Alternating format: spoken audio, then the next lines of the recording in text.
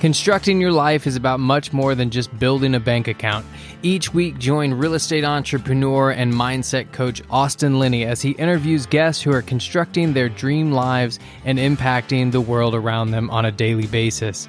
If you're an entrepreneur or wanting to start a business, or you just want to hear motivating stories of how others have overcome the odds, you are in the right place. And now for your host, Austin Linney. Guys, welcome back to Construct Your Life, Construct My Life, Construct Your Life. So I have the honor of, in true Austin Linney fashion, we are bringing Mr. Chris Rodman all the way from Costa Rica. How are you doing, sir? Mighty fine. Mighty fine. Yeah, good to be in Costa Rica and just closing up our time here, but I'm fantastic. Yeah, thanks. How you doing? Doing great, guys. If you hear the birds in the background, I didn't put those in afterwards in editing. Those are true birds. It's called nature. It's this crazy thing that's out there when you seek enlightenment and enjoyment, and it's actually the true medicine. But I already got them warmed up for that. But guys, funny enough, I had everybody knows I was in Costa Rica recently, and we wound up running into Chris at a restaurant randomly, and we got to talking, and I loved his story. And so we decided that we were going to continue this conversation on the podcast.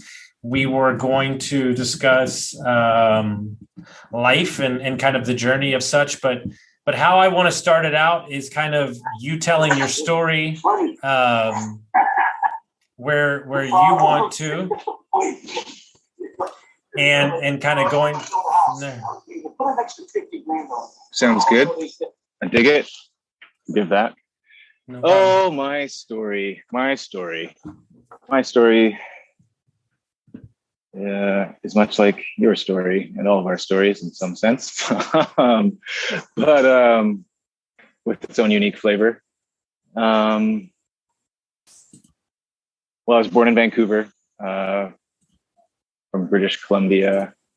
My folks moved to the Kootenays, a small town in the southeastern interior, when I was 12. And the rest of my years there, I have deep roots in the Coots. It's a paradise in its own right. And I'm looking forward to going back there. Deep nature immersion, beautiful freshwater lakes and glaciers and alpine and wildlife. And certainly it appears as though the nature is all out there, but it's also a reflection of, our true nature, which we can find inside as well. It might be the only way. And let's see, when I finished high school in 2002, I'm 36 right now, and I actually wanted to come to Costa Rica. I started this semester of college, did first year sciences, which was great. It was a bit of a grind, and I didn't really know what it was leading towards. I picked up this guy hitchhiking on the way home, and we had just got back from Costa Rica, and it sounded amazing. Felt very clearly like that's what I wanted to do.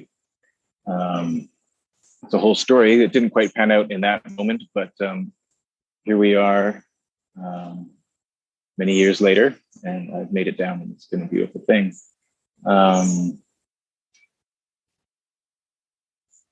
I was raised Catholic, and there was a point in time, after high school and in my university years where I had a lot of judgment and resentment about that. And through the path that I've been walking, I've kind of come full circle. Dogma is dogma, but there's a beautiful essence to Christianity, and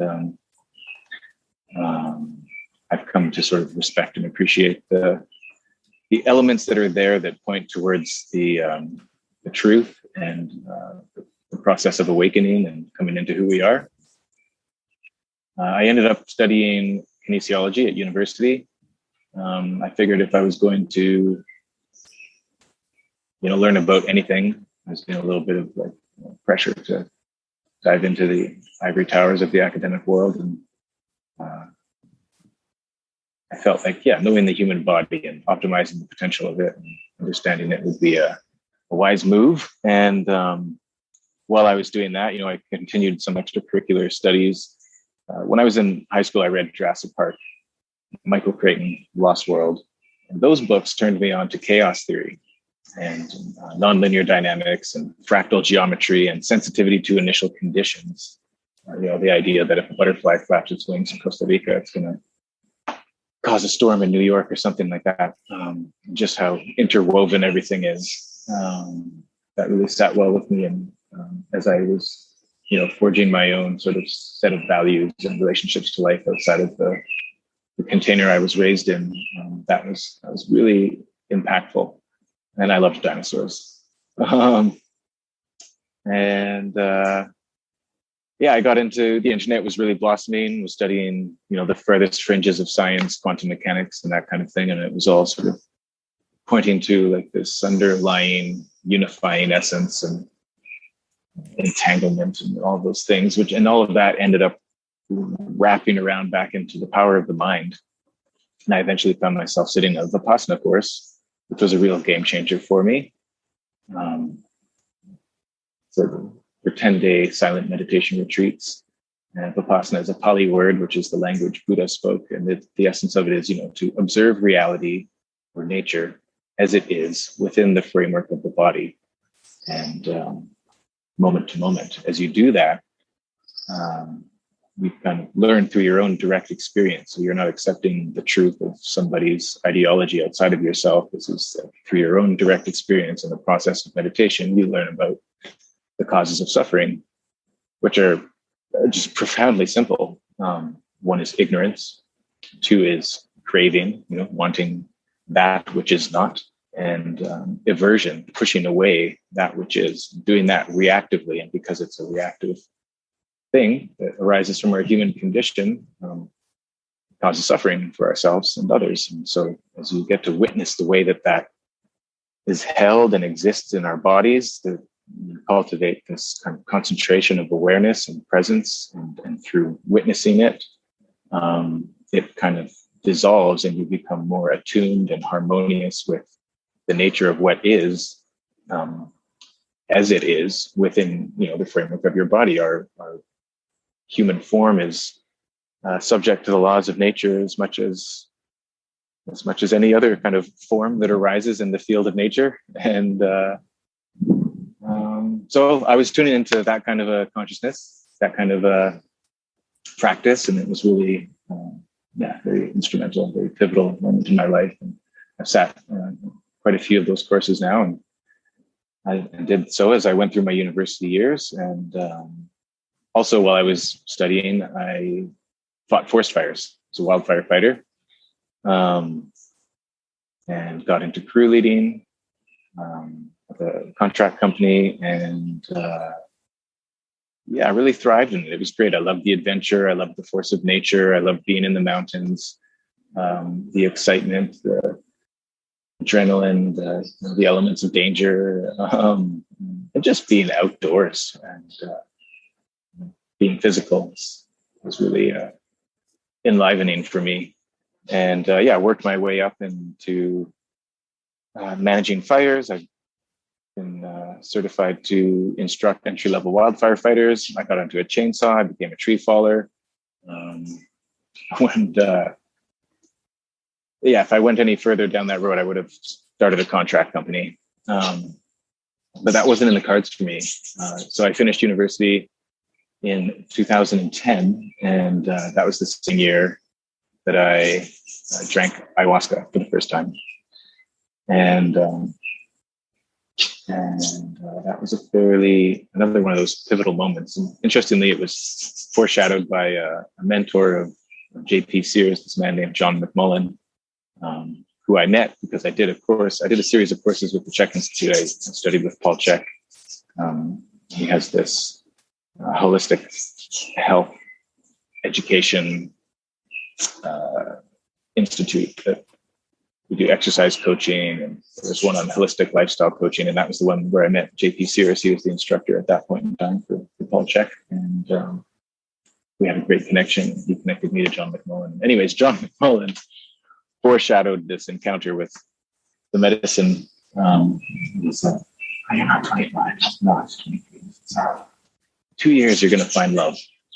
Sure, okay. Find love. What does that mean? It could mean all kinds of things. I tried to take it with a grain of salt.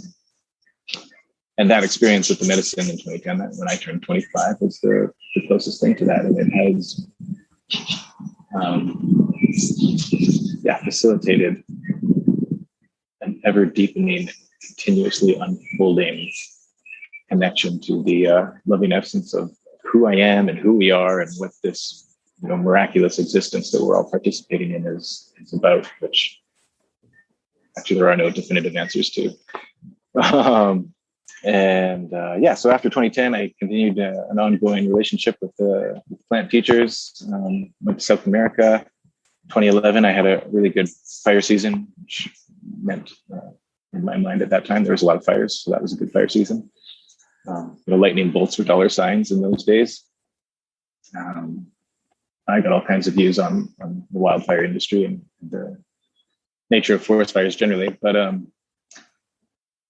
I guess I should just continue that thread. I'll say that, we've done an incredible job at suppressing wildfires for probably the last century to a fault. And fires are a natural part of ecosystems and are necessary for various natural processes to unfold and to kind of accentuate the biodiversity and all of that kind of thing. And so we've been kind of stifling that. And as a result, there's a buildup of fuels in the forests and a bit of an interruption in that cycle. And it kind of leads to more volatile fires in the end.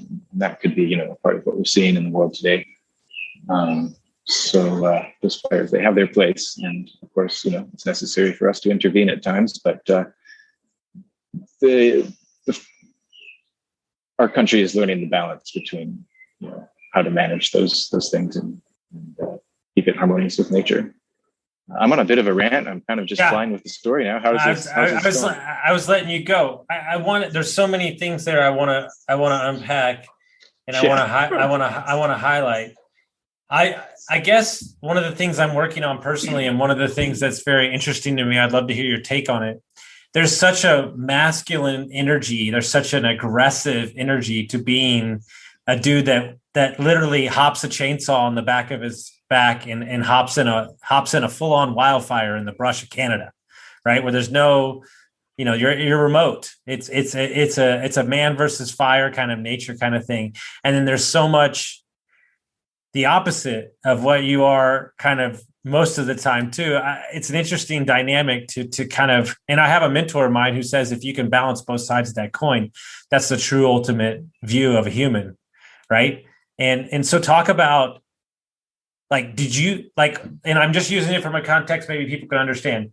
Do you think that you were feeding, no pun intended, the fire was feeding a part of you that made you feel alive the same way as you do when you're enjoying a walk on the beach with your partner or your wife?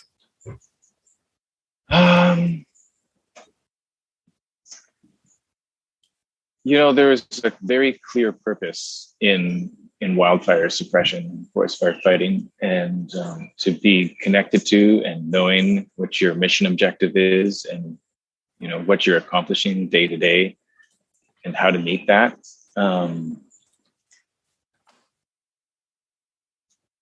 And that it requires, real attunement to the moment, real awareness of your surroundings, really being in communication with all of the elements around you, and working as a team. I think that really fed the sort of the masculine, purpose-driven part of me really, really beautifully. And yeah, absolutely, you nailed it. The idealized human expression exists with a balance of sorts between the masculine and feminine dynamic, and I don't believe there's such a thing as a perfect balance per se. That the way that expresses through each of us, man or woman, whatever the balance of masculine and feminine might be within each, is kind of, finding the way that life wants to play that through us, and how to kind of surrender to what the natural order of that balance is in your being, based on your constitution to some extent, based on, where and when you were born, ancestry, it's woven into our constitution, all kinds of things, our upbringing, and just the spirit of the moment. Ultimately, the balance of that masculine and feminine expression is not fixed. It really is real. It's an evolving and unfolding dance. Yeah.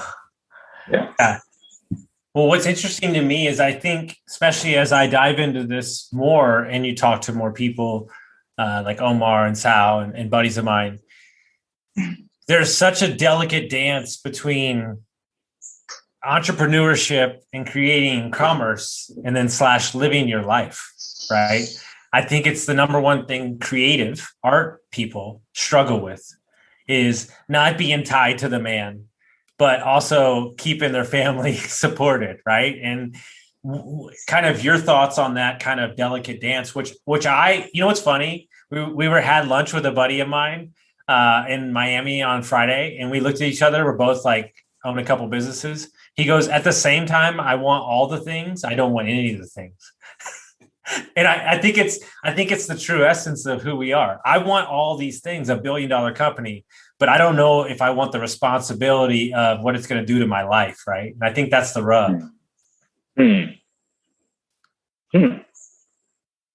Interesting. Yeah, I guess for me, the trick is to really anchor into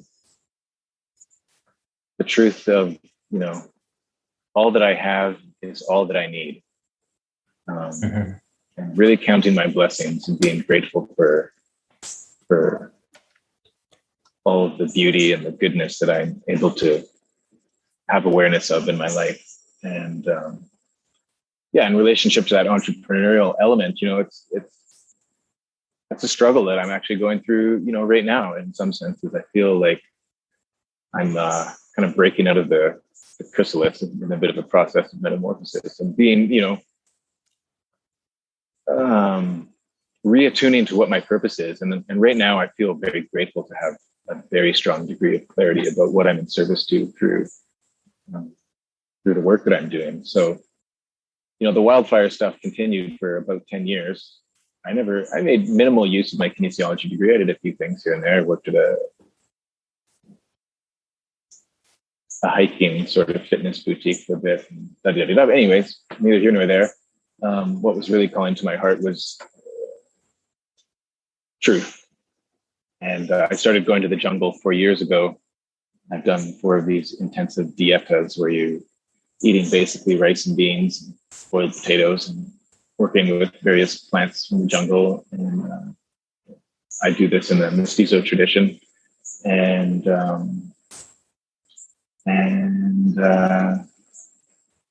just catalyzing the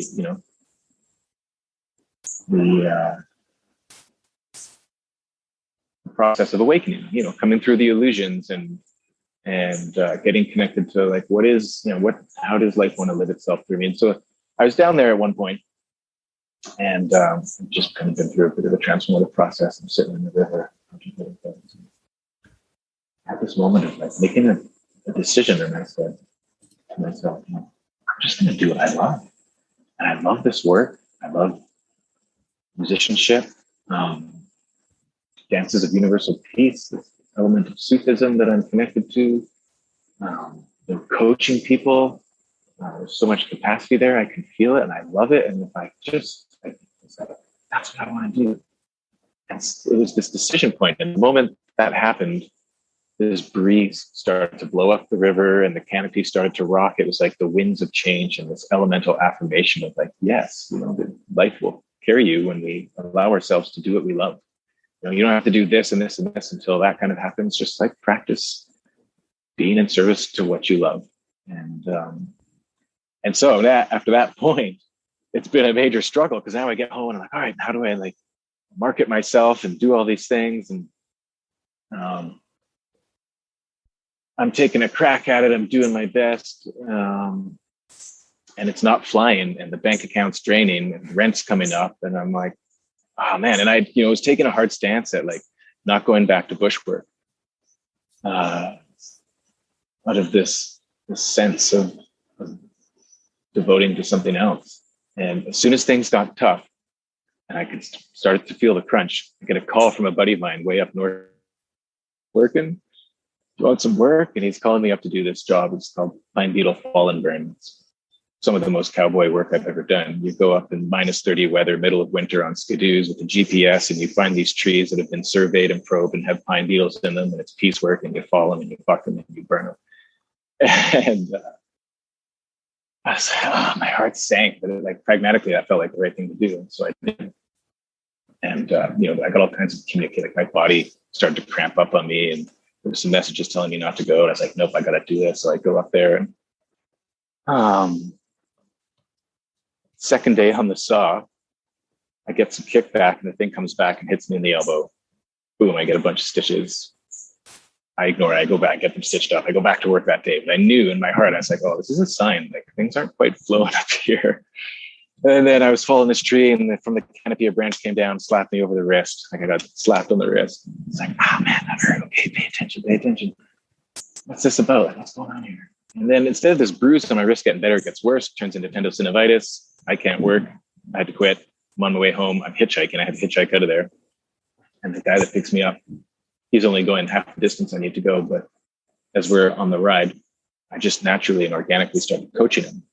He's getting all kinds of benefit and goodness. And he's stoked. He's like, hey, you know what, man, let's go all the way to Edmonton. I'll take you right where you need to go. Blah, blah, blah. Oh, wow. I went from, something that I knew wasn't quite the right piece, and I got kicked right out. And then all of a sudden it was like, whoosh, there I was, in service to what wants to happen. And that journey is continuing to unfold. And I'm in the midst of getting launched with Rise and Shine and doing some mentorship and coaching, psychedelic preparation and integration, depending on the country that you find me in, psychedelic assisted therapy.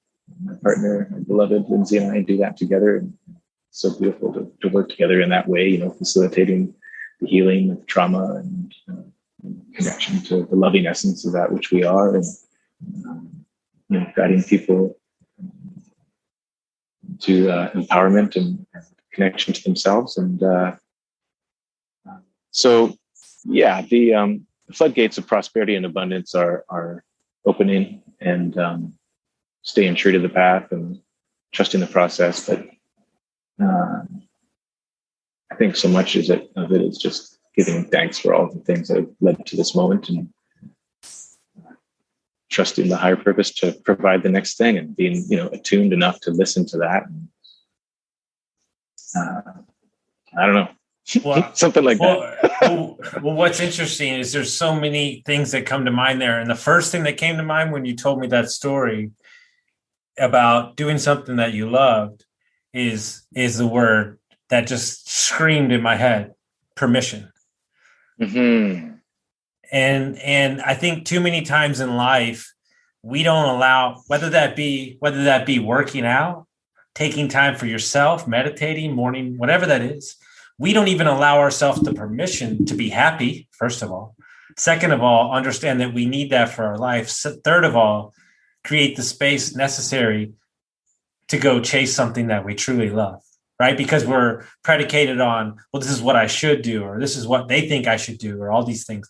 And the number one thing, regardless how rough the journey is, and I'm on my own journey away from the restaurant business, which is comfortable for me. Mm-hmm. As rough as it is, and as rocky as it gets, and as many valleys and peaks there are, I have one thing going for me. It's the same thing you have going for you.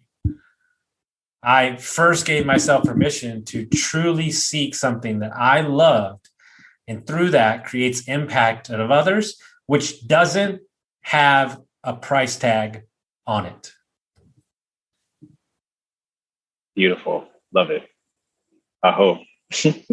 And so if that's the case, I'll take that over the ceiling that was smashing me in the head, right? Because here's the scary thing. And I know this about you because I know you care about how you show up in this world. And so do I. Dude, I don't even got to know you were a damn good bushfighter. And guess what? Guess what? I was a damn good bartender and waiter, probably the best, one of the best in the country. And it's so easy to stay in that comfort zone because the lights are on, you know where the doors are. And guess what? The new path that you and I are on is a long hallway with no doors and no lights. And it's super comfortable to go back to that relationship that doesn't serve you, that job that doesn't serve you anymore. And the number one thing we have to do is give ourselves permission to step into the new light. And I promise you, through that action, opportunities will come up. And here's the other problem. It states in the book of The Alchemist that the law of favorability, when you get started in the new sector, a lot of good stuff comes to you. And you're like, damn, this is easy. And then guess what? Then the desert happens. And that's when the universe is asking you how bad you want it. When that long middle ground, right? You know what I tell you about people? They root you in the beginning and praise you at the end. There's nobody around in the middle. Right. Nice. Yeah. Yeah, man. Yeah, I feel that. And I'm feeling grateful for the permission that I've been giving myself to be who I am, and all of the opportunities that have opened up as a result of that. And meeting you is a prime example of that. And, grateful for our connection and its opportunities to co-create and share and be in service. And so a lot of people will think that this episode is controversial. like Austin, you're a real estate guy and you're talking about psychedelics. Like, oh my God, right? But you're talking about the other thing I don't talk about, which is religion. But what people don't know about me is I understand. I read books on Buddhism. Like, my family was Baptist, my dad was Catholic. Like, the whole deal. We covered the gamut. But what I'm okay with is I'm okay with exploring possibilities for everything. Right. And I'll give you a little backstory, everybody, just so you can get some context around this concept. If you don't understand that the US government would much rather have you pumped up on medication that they control, then you got another thing coming. I have two buddies who are in large scale health insurance that said more people are on 2 prescriptions than none. Right. And if you do any homework, it's on Netflix. You can go check it out. Before big insurance came into play, people were using mushrooms or marijuana or whatever you want to call it to heal people. And they decided that they couldn't control it. So they came in and they stopped it all out. You can look on Netflix. It's all over Netflix where LSD was used back in the 60s to maybe they were abusing it just a touch back in the 60s, but that's for a Grateful Dead concert. So, what would you say, just from an outside looking in, is the most misunderstood thing about, let's say, plant medicine ceremonies or just in general? Well, you doubled down on the controversy with the pharmaceutical commentary, and I love your courage. And I love it. The biggest controversy in plant medicine. Well, yeah, there's a lot of the old stigma that exists. There was some pretty effective propaganda that went down in the 1960s, and there was some, okay, so Michael Pollan wrote an amazing book, and if you haven't picked it up, and this is, the psychedelic renaissance is happening right now. It's, the processes are underway to make these things available in a legal therapeutic context, and they are immensely useful at transforming addiction, trauma. The healing capacity is immense. They're beautiful tools, gifts, medicines, sacraments. You could use the word drug if you like. These are words.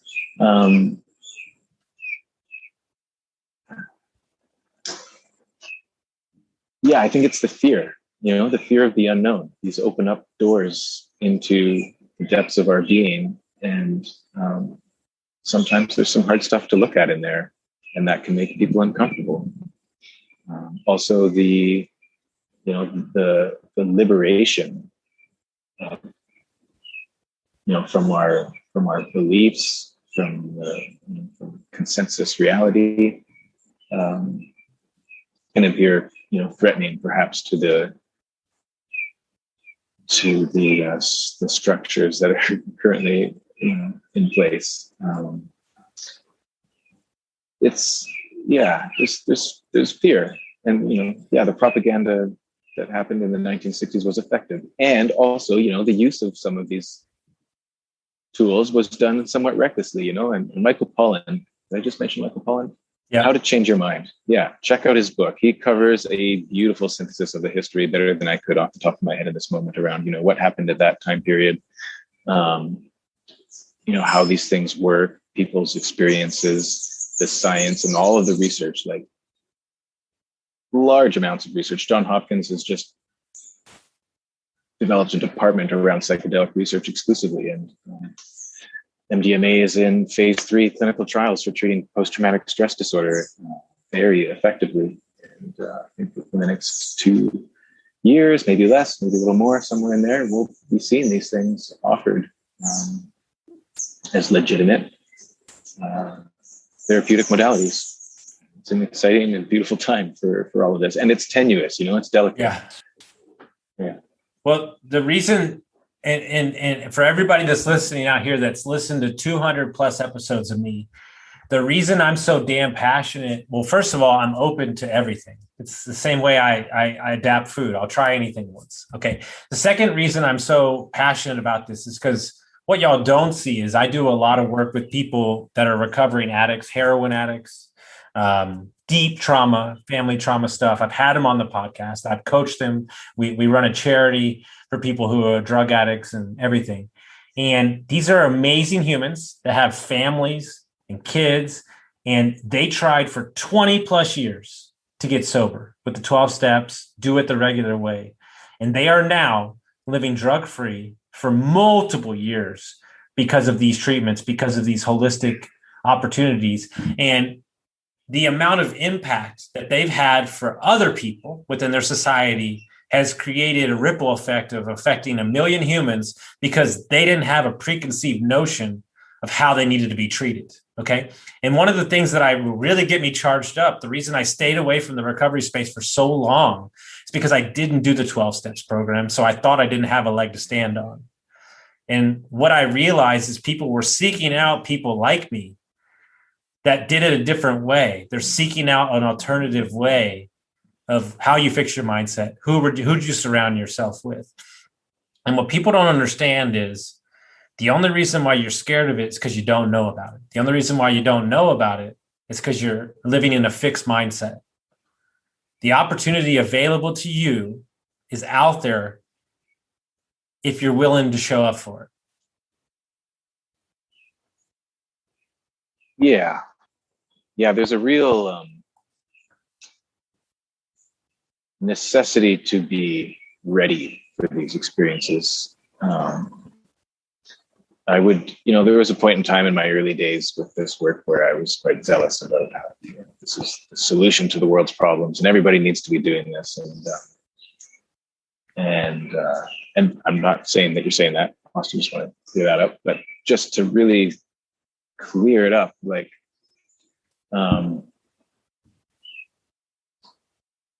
yes, there are fears, and that's okay, and they exist for good reasons. And when you're ready, then the invitation is there. Yeah, to have that opportunity. What's interesting is there's no chance, and I want to make this very clear, there's no chance that you and I are saying that you have to go, dude. I'm not telling you have to do fucking anything. I don't give a shit. Dude, your medicine could be meditation. Your medicine could be the gym. I don't care. But all I'm asking you to do is, just because I was once an alcoholic doesn't mean that I have to show up as that guy every time. And I think too many times we cast stones on things that we're scared of, on other people, instead of being open to allowing them to heal themselves whichever way is necessary. Because all we need to be seeking is true healing. That's it. And I don't care if it's a miracle morning. I don't care if it's mushrooms. I don't care if it's weed. I don't care if it's gym. You know what? Here's the deal. I'll do you one better. Do you know how many ex-drug addicts are ultra runners? Like, so are we supposed to bastardize them because they love running? No, they just traded out a bad addiction for a good one.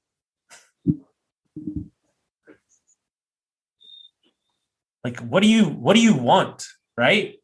But we cast our value systems on so many other people when the person that we need to be looking back with and make peace with is the person standing in the damn mirror.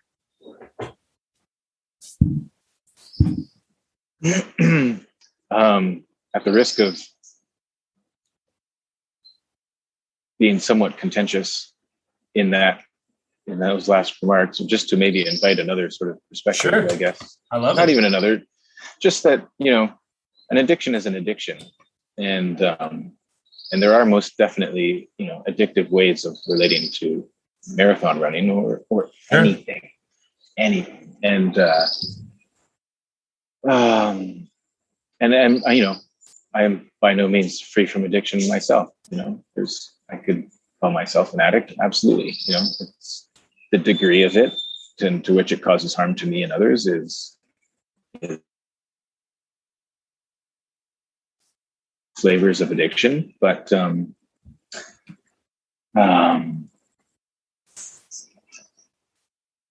coming into who we are, that permission thing, allowing, not having to prove anything to anybody and just resting into your essence, which is a process of surrender and having to let go. And like, what am I holding on to? Why does my behavior unfold in this way? What's the origin of this? Like really deep self-inquiry is... Papa, this is the bad guy head cracker. Awesome. Thanks, bud. Well, that's fascinating. Would you be willing to take us downstairs and show Mama that? Why?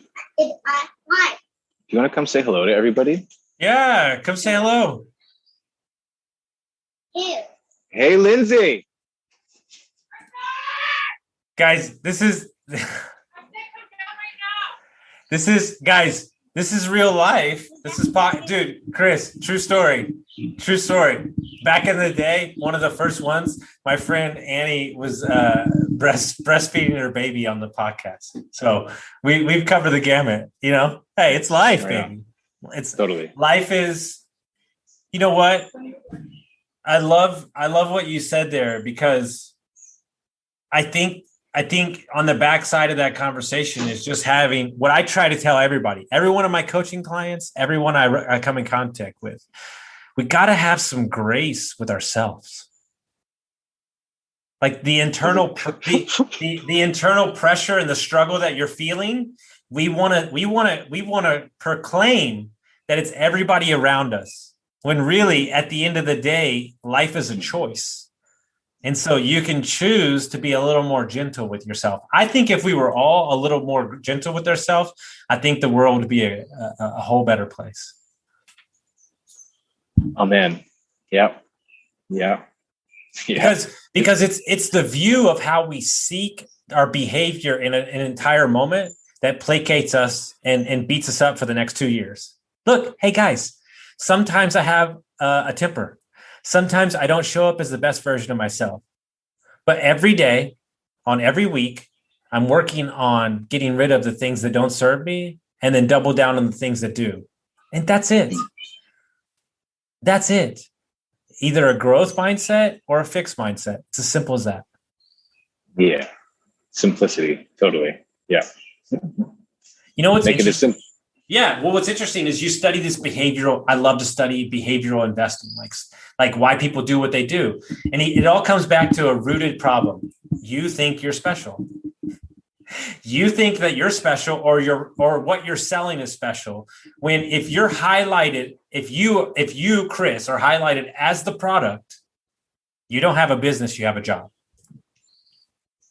If your product and your product and your system, the simplicity of the product and the system is the business, then you have a business. Right.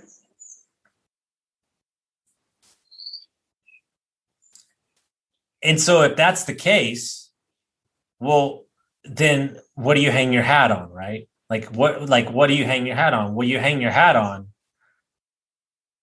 like, what's interesting, right? When I got sober and even today, like the true essence of what everybody needs to be, not everybody doesn't need to do anything. You can do whatever you want. But what I'm saying is what I found is effective for moi is that how I affect the most change is being the best version of myself.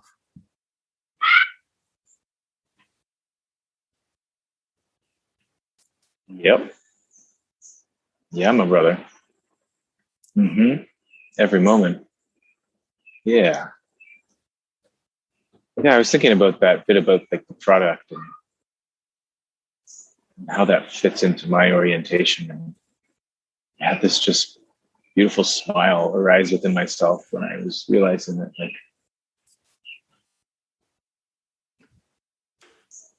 I don't have the product isn't fixed. The product is to, like, it's a service, actually. It's a service. And that produces empowerment, sovereignty, and connection,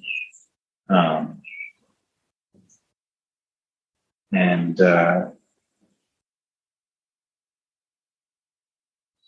the ability to see, like,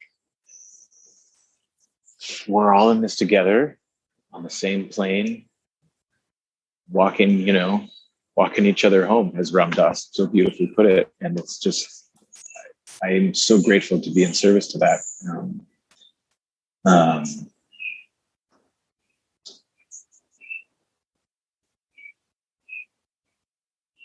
Because the key word there is the difference between service and duty.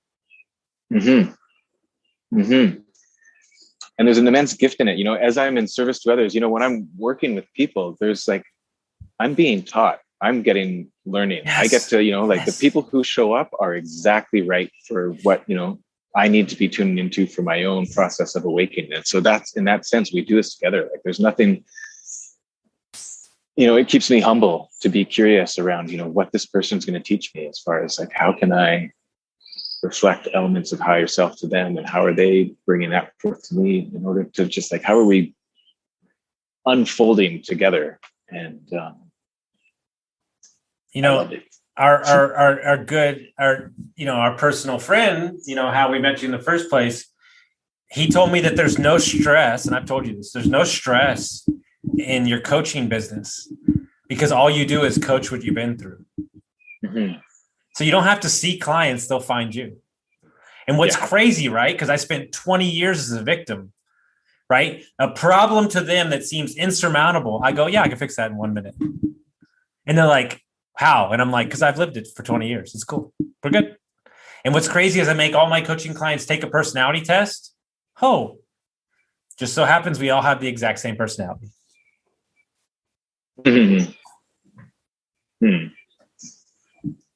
And so if that's the case, right? They say Austin, and they said it to you. They said it to you with your coaching, with your people you're helping. Man, you're really doing something special here. No, I'm not. I'm literally clearing up, as we call it, the buggy windshield, with the dirt and the bug and the stories and the BS you're telling yourself. And all I do is take a little Windex. I clean it off. I clear up the windshield. I move the mountain out of the way, and you get to see who you always were born to be. Yeah. And whatever that, specialness is that the other experiences in me is, I like to kind of just, firstly receive it in gratitude, hey, thanks for the way you experience me. And hey, could it be that that's a reflection of the beautiful essence that's flowering within you? And, like, well done, awesome. Love it. Aren't we beautiful? Yeah. Well, what's interesting, right, is what people don't understand is when you shift your energy within inside of you, like, let's just say you shift your mindset, or you're working out, or you're feeling better. Let's just use that as a context. Wow. like opportunities start showing up, people that may be interested in you, you didn't know are interested in you. And what's basically happening is your internal temperature and mechanism has shifted to a higher being, like a higher quality of energy. And you're attracting those people through that. And when you're in a situation where all like spiraling bad things keep happening, it's because your energy and your mojo, right? Your mojo inside of you is all screwed up. And what I find to be the most interesting thing in the world, especially when I was an alcoholic, is the spiraling. Man, that was the death of me, because it would be like a combination of like 5 different things. And you're like, dude, I just can't win. And then your mindset just goes in the toilet. And so what I do now is, if I'm ever in a bad spot, or there's 2 things that are happening if I'm in a bad spot, I'm thinking about what I deserve, I'm thinking about what I'm owed, or I'm not being creative. And what I do is, who can I serve today to help? And once I do that and I help somebody, then I help myself. Nice.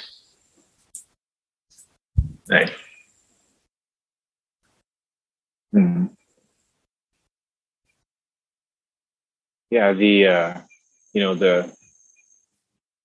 idea of being screwed up is, we're all kind of screwed up in our own sort of unique ways, and there's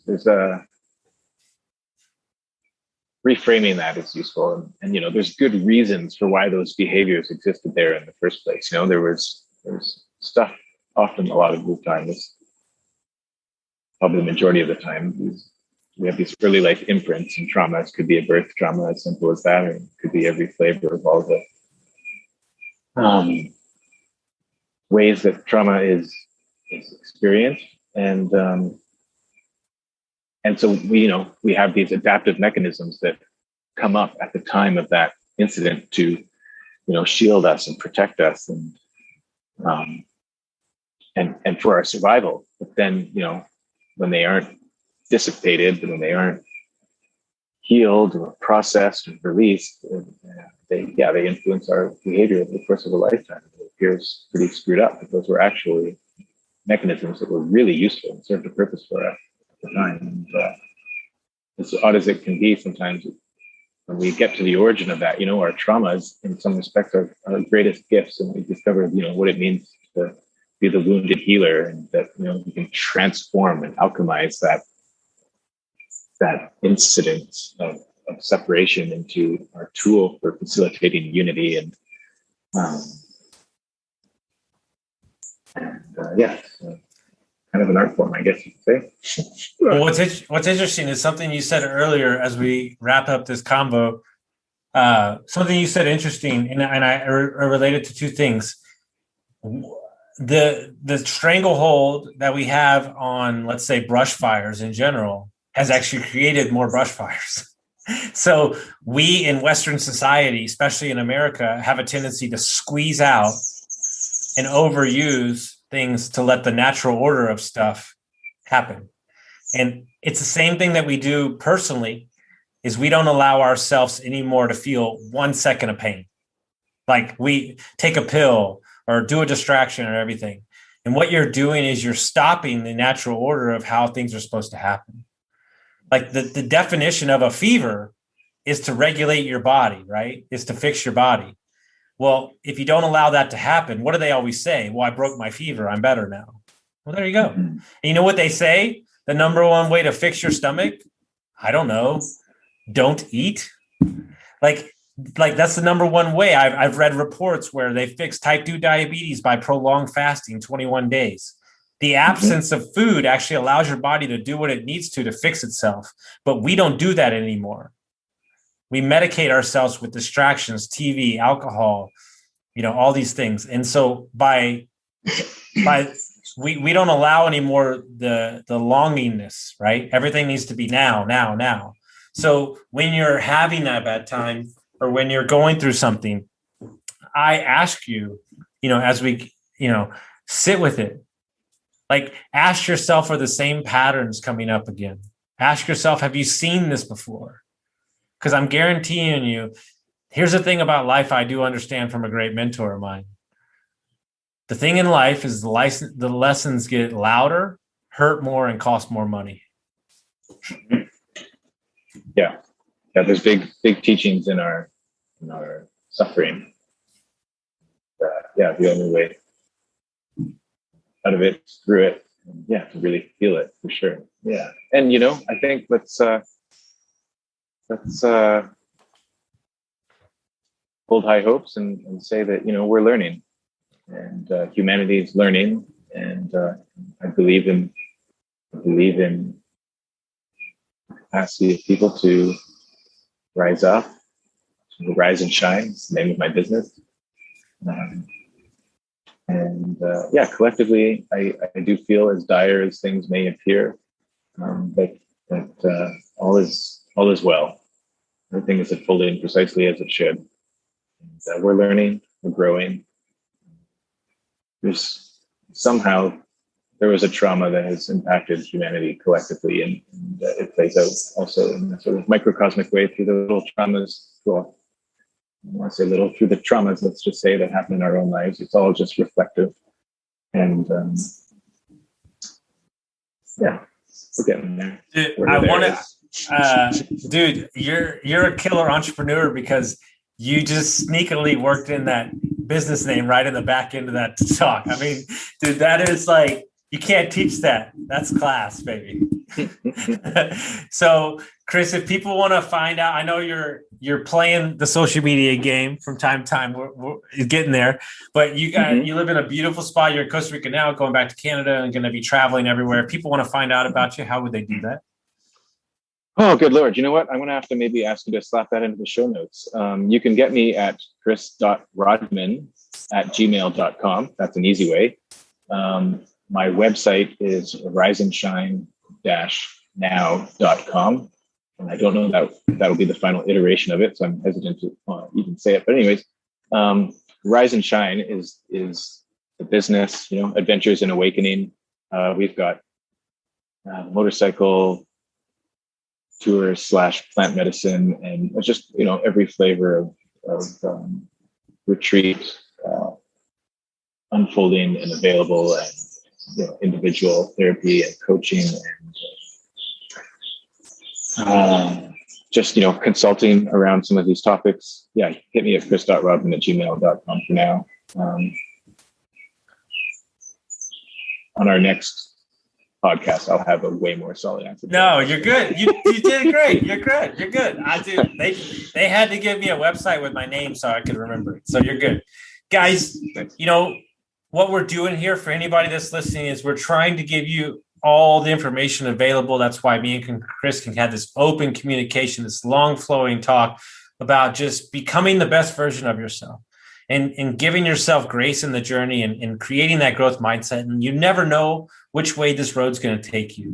But when you show up there, make sure you show up as the best version of yourself, and the world will be a better place. So if you like this episode, make sure you send it out to your friends, and we'll see you next time.